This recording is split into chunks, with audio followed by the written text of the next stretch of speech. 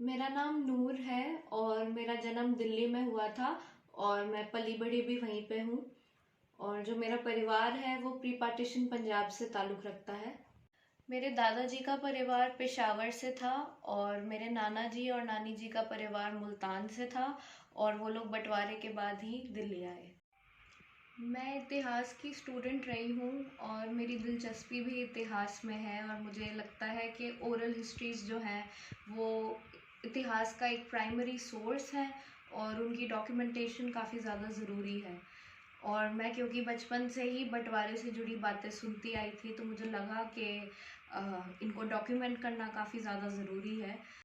तो मैंने अभी रिसेंटली अपने नाना जी और नानी जी से बंटवारे को लेकर उनके परिवारों को के एक्सपीरियंसेस को लेकर बातचीत की। तो मैं वही बातचीत आप लोगों के साथ बांटना चाहती हूँ।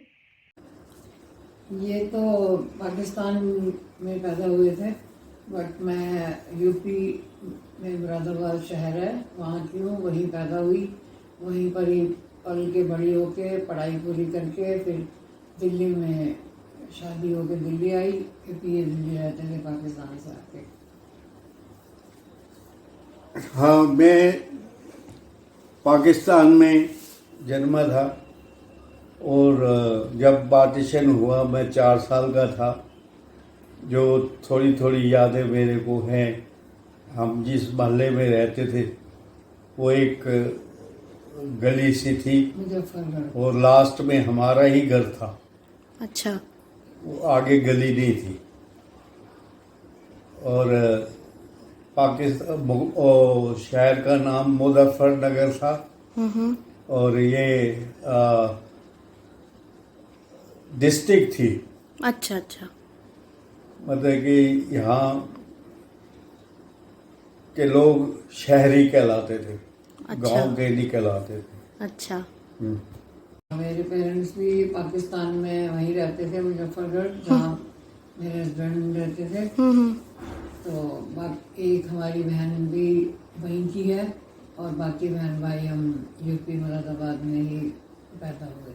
तो जब बंटवारे के बारे में पता लगा तो सबसे पहले आपने कहाँ से सुना, क्योंकि तब ना टीवी होते थे ना रेडियो वगैरह, तो फिर आपको खबर कैसे पता लगी कि बंटवारा हो रहा है? और जब पता लगा तो आपके परिवार ने कैसे उस पर रिएक्ट किया कि एकदम से सब कुछ छोड़ के जाना है?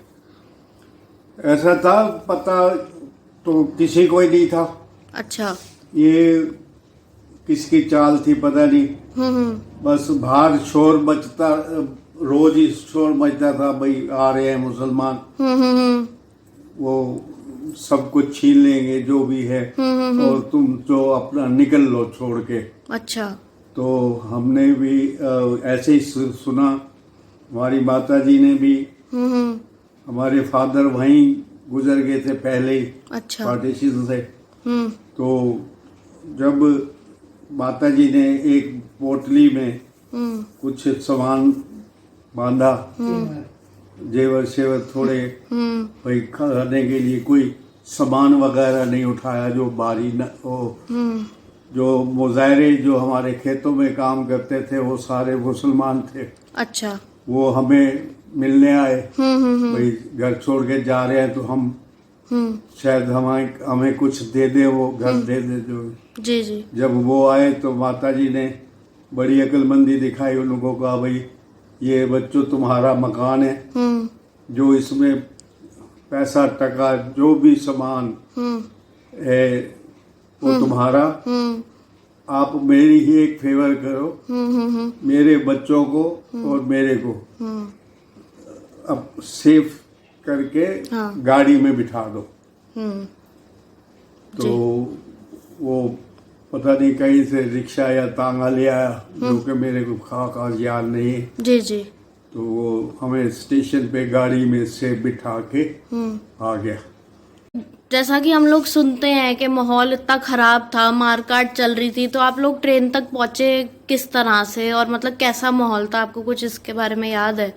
याद धुंधली धुंधली याद है। लोग कोई गठरियां सामान लेके भाग रहा था, पीछे कोई तलवारें मार रहा था, कोई मतलब खून खराबा होता ही जा रहा था।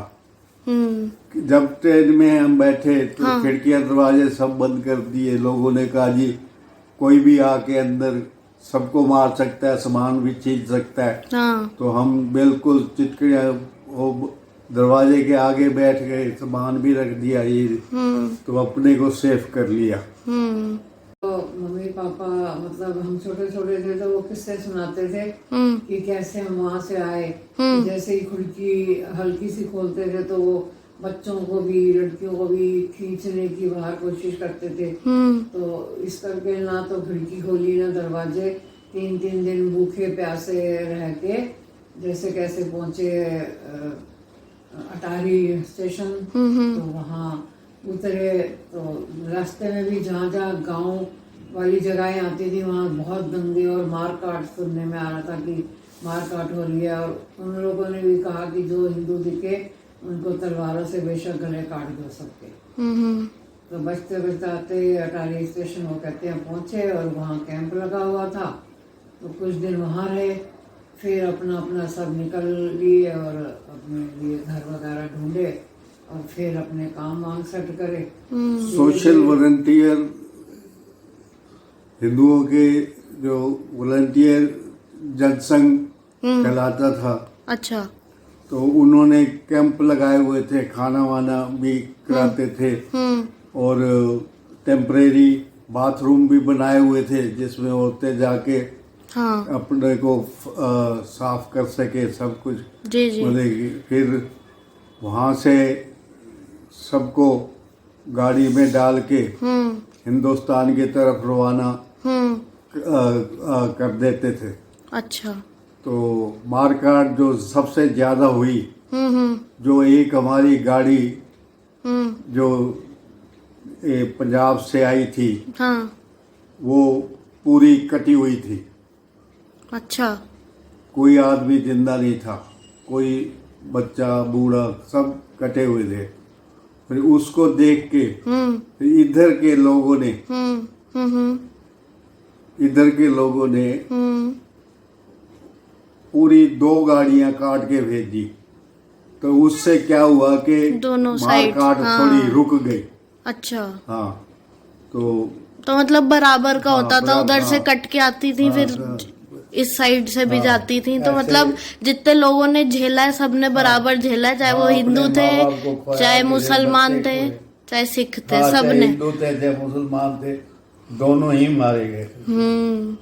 तो आप एक बार यहाँ पे रेफ्यूजी कैंप्स में आ गए, जब आप हिंदुस्तान के हिस्से में आ चुके थे, तो फिर उसके बाद आप लोग कहाँ गए और कैसे गए? वहाँ से हमें ट्रेन में बिठाया गया अटारी से। अटारी से सब फैमिली को सबको।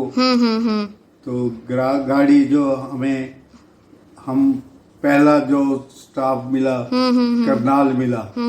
करनाल स्टेशन के पास ही ये जो वॉलंटियर थे इन्होंने कैंप बनाया हुआ था। आज भी उसका नाम कैंप ही है। अच्छा। तो वहाँ टेंट लगे हुए थे, एक एक टेंट हर फैमिली को दे दिया गया। जिनकी बड़ी फैमिली थी, जिनकी छोटी थी उनको 2-2 फैमिलियों को एक एक टेंट दे दिया। तो लोग अपना रात गुजारते, लंगर भी ये जनसंघ वाले बांटते थे। तो वहाँ पहले से ही कैंप पहले से ही बना हुआ था। तो वहाँ ये पॉटी वोटी जाने के लिए बाथरूम बने हुए थे। तो लोग नहा भी लेते थे, कपड़े भी धो लेते थे, सब कुछ है। तो कुछ दिन यहाँ रहने के बाद जो लोगों ने वहाँ से निकलना शुरू किया, साथ में करनाल शहर था। शहर में काफी प्रॉपर्टीज खाली पड़ी थी। जो मुसलमान छोड़ के चले गए थे। वहाँ ये पुलिस के वर्कर सारा ध्यान रख रहे थे भाई किसी के साथ गलत ना हो क्यों। अच्छा। तो ऐसे ही हमारी माता जी ने एक आके एक मकान को जिसमें दो बेडरूम थे वो हमारे बच्चों के साथ घेर लिया। अच्छा। तो ये हमारे को ना बहुत दुख के साथ कहना पड़ता है कि हमारे मामा, हमारा जीजा, ये सारे, हमारी नानी, वो सारे हमारे पास घुसा है। अच्छा। कि उनको मालूम हो गया कि हमारी माता जी के पास थोड़े बहुत गहने हैं। अच्छा। खाने को तो मिलता ही रहेगा। हाँ। तो पर वो उनको खाना बर्दाश्त नहीं हुआ। वो रोज ही एक दूसरे पे कभी तलवार उठा लेते, कभी छुरी उठा लेते। अच्छा। तो माता जी डर गए, भाई छुरी छारी में मेरे बच्चे को कुछ ना हो जाए।